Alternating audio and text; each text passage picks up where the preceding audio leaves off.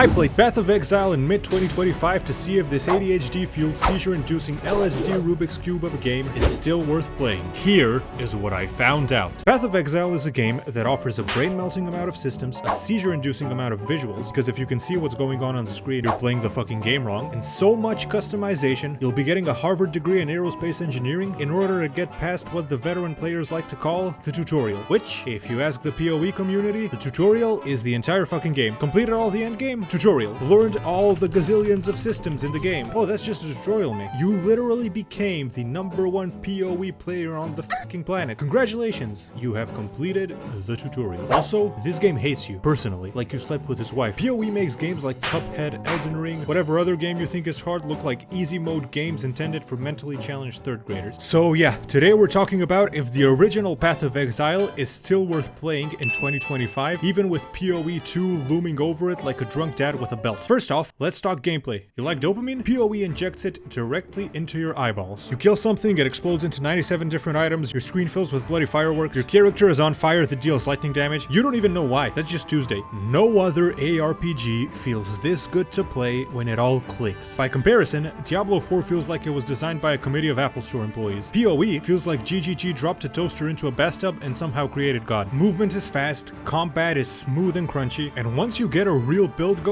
you become a blender made of lasers and guilt. The way builds work in this game, bosses that seemed impossible to kill might get you to alter your build slightly, and if done well, on your next attempt, the boss will die before you even launch the game. You remember when you were a kid and your mom said you can be anything you want to be when you grow up? Me neither. But in the land of Exilia, that's actually true. You want to play a necromancer that launches exploding skeletons made of lightning? Done. A bow user that also casts 47 spells every time you fart? Sure. A guy that punches people so hard it creates black holes? You can probably do that. And the passive skill tree? Yup, still looks like a subway map designed by Satan. But it works. The sheer depth is horrifying in a beautiful way. New players look at this thing and scream. Veteran players look at it and scream louder. The more you learn about Path of Exile, the less you know. Subscribe to agree. There are 7 classes, but joke's on you, they don't matter. Because every single build becomes a 14-dimensional science experiment where you invest in increased fireball projectile speed for your zombie necromancer to proc more crits on your shark tornado. Don't question it. The game is centered around a skill tree that's so big you can literally get lost in it. No, seriously. People need to make Google Maps for this thing. It has like 1300 plus nodes, and no, there's no respec unless you grind for 3 weeks. Instead of learning the skills like a normal RPG, you shove magic rocks called skill gems into your gear, and then you shove support gems into those gems. And now your fireball forks, chains, explodes, ignites, causes inflation, and gets you audited by the IRS. The game is free to play, but you will pay money for stash tab to sort loot, because if you don't, your scream becomes a hoarder's wet dream. And the devs know this. That's why stash tabs are sold like crack in a dark alley labeled premium, like that means something. Oh, and leagues. Every 3 months, or sometimes, I guess a year in this case, a new mechanic gets duct taped onto the game. Sometimes it's cool, sometimes you're in a mirror dimension fighting 38 copies of yourself, sometimes you get teleported to Brazil and get beaten with a pipe. Welcome to PoE. The end game is maps. Maps are dungeons, but unlike dungeons in literally every other game where you just go into the fucking dungeons, these dungeons are items that are dropped by enemies. Yes, you carry the dungeon in your inventory, and then you use the item modifiers that you can use on every other item on the dungeon to give that dungeon modifiers. Make sense? Modifiers such as everything explodes. Dealing damage to enemies also damages you, so don't damage them too much. Enemy pack sizes are 40% larger. And good luck, asshole. Fight bosses, level up, get loot, die in one hit to something off screen, rinse repeat. Congratulations, you now understand approximately 0.03% of Path of Exile. You're being watched right now. Your phone is listening, your apps are spying, your toaster probably knows your blood type. Oh, that's just a conspiracy theory. No, it's not. It's literally in the terms of service you agreed to without reading. Every time you connect to airport Wi-Fi, you're basically live streaming your bank account to a hacker in Kazakhstan. Your bank account? Out there. Your address? Gone. Your mom's middle name? Sold. Your porn history? Public domain, baby. And when all that unguarded information gets sold, and it will, you, my friend, are unequivocally, irrevocably, and might I say royally fucked. That's why you need NordVPN. It encrypts everything, hides your IP, and logs down your data tighter than your mom's DMs after I called her lovely. If you click the link in the description, you can select the type of plan you want. Right now they've got about a 50% sale on their 1-year plan and a massive 70% sale on their 2-year plan. Plus a 30-day money-back guarantee. If it's not for you, you get 100% of your money back,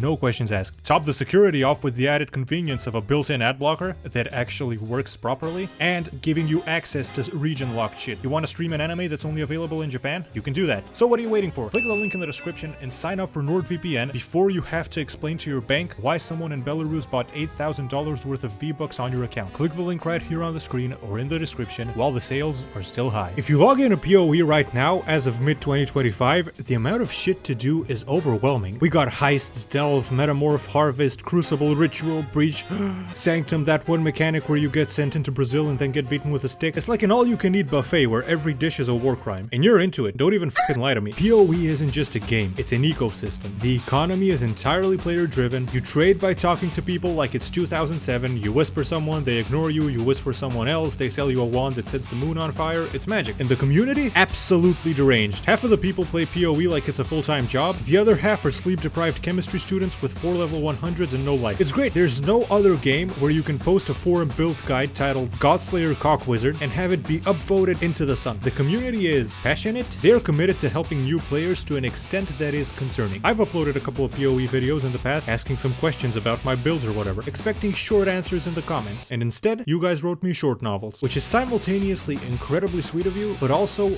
mildly worrying. Downsides? Okay, real talk. PoE is not for everyone. The new player experience is still a fucking mess. You get dumped into the game with nothing but a stick and a dream, and 5 minutes later you're being asked to craft a +2 fire wand while juggling 80 currencies in a spreadsheet. The currencies are complicated as f. The UI looks like you're staring at a NASA supercomputer, and the learning curve is a wall with spikes. A wall with spikes that are on fire. Also, performance still kinda sketchy. GGG could drop a new league mechanic that literally cures cancer, and it would still crash on launch day. But if you can push past the jank, the payoff is massive. And when I say jank, don't get me wrong, there's almost zero of it. This game is insanely well polished and high quality, especially considering how complex it is. Here's the twist. Even though PoE 2 is out in early access, PoE 1 is still goated. It's not just still alive, it's thriving. GGG confirmed that they're supporting both games simultaneously, and that's a goddamn blessing because PoE 1 is just a different beast. Faster, crazier, dumber, in all the best ways. PoE 2 is a different game. It's trying to be clean, polished, whereas PoE 1 is that weird uncle that shows up drunk to Thanksgiving and tells war stories. He's not safe to be around, but he's weirdly fascinating. Speaking of the devs continuing support for PoE 1, last year we got the biggest seasonal league in the history of the game. Settlers of Kalgur. There's a city building thing where you can build a city, you can trade, you can do shipments, whatever, gather resources. Leagues in Path of Exile are seasonal. They are temporary content. And a couple of days ago, as of writing this, that content made it into the base game, plus a new expansion that I had a blast trying out, and a new seasonal league that I also had a blast trying out. The expansion adding new things to the Atlas, the main form of the endgame, adding some new bosses and pinnacle bosses, which are the hardest bosses in the game, and also some updates and changes that players have wanted to the base game for a long time. An expansion is not like a league, an expansion is an update to the base game. And the new league being mercenaries, where you can run into these mercenaries in the world, fight them, and if you beat them, you can take his stuff, hire him, whatever. And it's this cool thing where you can hire these mercenaries with these random builds to be like, catch them like they're your own Pokemon, and they fight for you, they fight with you. So,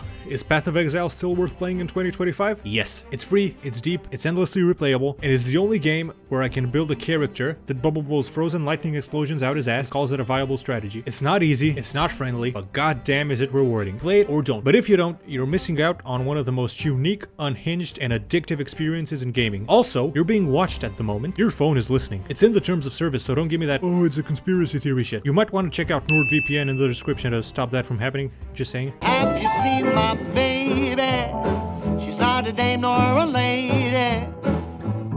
Not in the way she walks.